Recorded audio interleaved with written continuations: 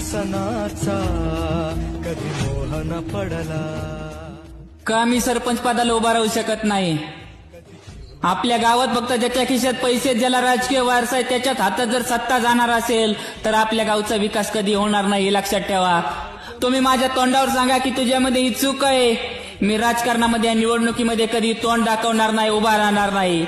पण आमच्यामध्ये धमक असताना, काहीतरी करून दाखवण्याची जिद्द असताना, फक्त पैसे नाहीत, कुठल्या मोठ्या राजकीय घराण्यामध्ये आम्ही जन्म घेतला नाही, ही जर आमची चूक असेल तरी परंपरा कुठेतरी बदलली पाहिजे, हे मला मान्य नाही.